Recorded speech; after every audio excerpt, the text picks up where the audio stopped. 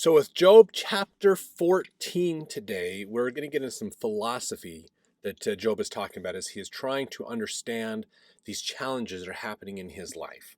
So, he's getting into more understanding of life and death and what does that mean, kind of thing. So, some fun lessons we get to learn today. So, look forward to hearing your comments in the comment section about it. So, to begin, verse 1 Man that is born of a woman is of few days and full of trouble. Would you agree with that or not? That could be just by itself an interesting thing to think about. That our life seems to be relatively short. I know when we're younger, life feels like it will never end, and you just have all this life and great things going on. But as you get older, you start to realize, there's kind of an end to this life. It's not as long as you'd think, and there's all kinds of challenges that befall you throughout life. Verse 2 He cometh forth like a flower, and is cut down. He fleeth also as a shadow, and continueth not. And dost thou open thine eyes upon such an one, and bringest me into judgment with thee? Who can bring a clean thing out of an unclean? Not one. Seeing his days are determined, the number of his months are with thee. Thou hast appointed his bounds that he cannot pass. Just so you understand here, Job is talking to someone. If you can haven't noticed that, he is talking to God. This is like a conversation he's having with God. Whether he's doing this through a prayer or just kind of open-endedly mentioning these things as if he's trying to have a conversation with God. We're not 100% sure, but we know that God is the person he's trying to talk with, basically here. So fascinating stuff for us to talk about. So let's break this down a little bit more. He cometh forth like a flower and is cut down. Do you ever feel like that in life? Oh, this beautiful emerging possibility, and then bam, it just gets wiped out. That's kind of what happened to his life, really. And sometimes it happens in our life where we feel like we're emerging and things are successful, and then just get taken right out, basically. And dost thou open thine eyes upon such an one, and bringest me into judgment with thee? Talking about, again, God evaluating our life and judging us. Who can bring a clean thing out of an unclean? Not one. I think that's kind of an interesting idea of how can you take someone like us who is unclean, who have problems, sins, and issues, and bring us into a state of cleanliness, or have our spirit be more clean than our bodies. Really interesting concepts that he's bringing up in his philosophy here. And of course, in verse 5, he's talking about how God knows the extent of our life. He knows when we're going to die. He knows what that's going to be like, basically. So verse 6, he gives him some advice. He's like in this conversation with God. He says, turn from him that he may rest, till he shall accomplish as an hireling his day. For there is hope of a tree, if it be cut down, that it will sprout again, and that the tender branch thereof will not cease. Though root thereof wax old in the earth, and the stalk thereof die in the ground, yet through the scent of water it will bud, and bring forth boughs like a plant. Really cool metaphor, I think, in here. I'm looking forward to reading your comments on this. And he's talking about, of course, if you have a tree, it grows up to its potential, it gets cut down. Now, the beauty about trees is if the roots are still alive, it will continue to grow. It will re-sprout and grow a new tree. Things will start to grow again. Sometimes they don't come back, but sometimes they will. So he's talking about this, and that even though it's old, the roots might be old, they might have been in the ground for a long time, they can still sprout, especially if there's water there. They will sprout. If you've ever had willow trees, are a very good analogy of this. That as long as there's water around, man, willow trees will sprout and keep coming back. Even if you strip them of all their leaves, they'll still come back next year and start growing new leaves and keep producing and growing. So that's really fascinating. So now he's going to take this analogy of trees getting cut down and then having to regrow and re-come back and talk about this in the context of man. He says, verse 10, but man dieth and wasteth away. Yea, man giveth up the ghost, and where is he? As the waters fell from the sea, and the flood decayeth and drieth up. So man lieth down and riseth not. Till the heavens be no more, they shall not awake, nor be raised out of their sleep.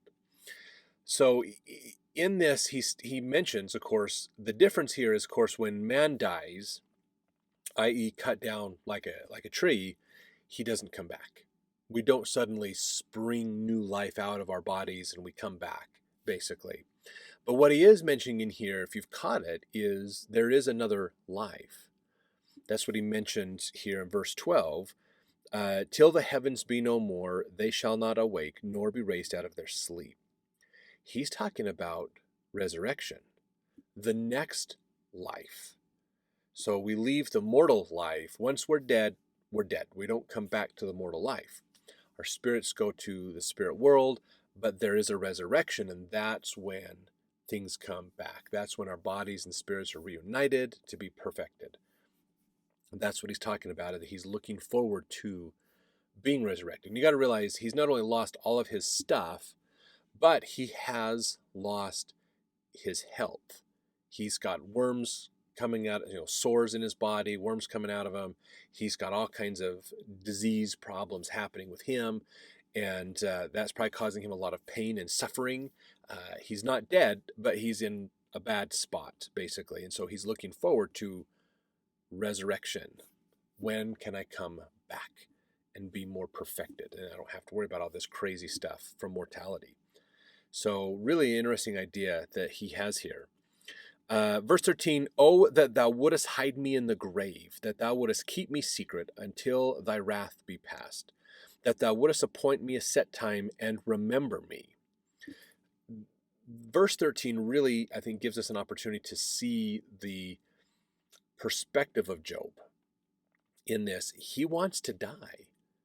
He's like, why do I have to deal with suffering? Why can't you let me die and then bring me back later? Why am I here suffering instead of, I've lost everything, I've lost my health, but I'm not dead? Why? What's going on here? I'd have no pain if I was dead. I didn't have to worry about it. And then I could wait, and then in the resurrection, I could be brought back, basically. So he still has a philosophy in there that there's a reason God is doing this. Maybe God is angry. There's some wrath against him or something. He's hasn't quite understood why God is letting this happen. So verse 14, If a man die, shall he live again? All the days of my appointed time will I wait, till my change come. Again, talking about resurrection. This verse 15, thou shalt call and I will answer thee, being called in the resurrection. Thou wilt have a desire to the work of thine hands.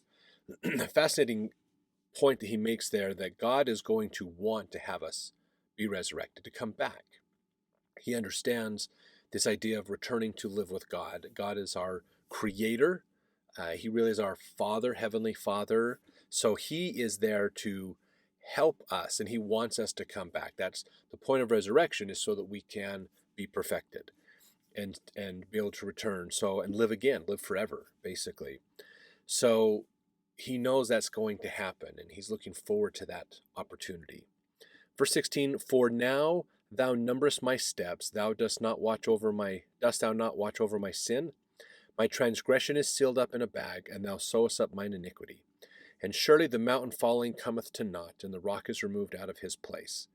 The waters wear the stones, thou washest away the things which grow out of the dust of the earth, and thou destroyest the hope of man. So he still doesn't know. Again, he's still confused. There's some perplexity in, why has this happened to me? Something's going on, and you are treating me this way because of a reason, and I'm not quite sure what it is, basically. Verse 20, Thou prevailest forever against him, and he passeth. Thou changest his countenance, and sendest him away. His sons come to honor, and he knoweth it not. And they are brought low, but he perceiveth it not of them.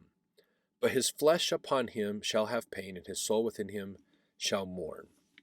This is really getting into some really interesting analogies, showing that in a way, and again, this is coming from Job, where he can't quite fully explain that he is the way he is. Why do we have these troubles? And he's generalizing these out a little bit more as to, why do we have so many problems and troubles overall in our life? Why do people get certain sicknesses or certain problems or certain issues happen or natural disasters happen to them and things? So he's kind of theorizing or philosophizing in a general sense towards the end of this chapter.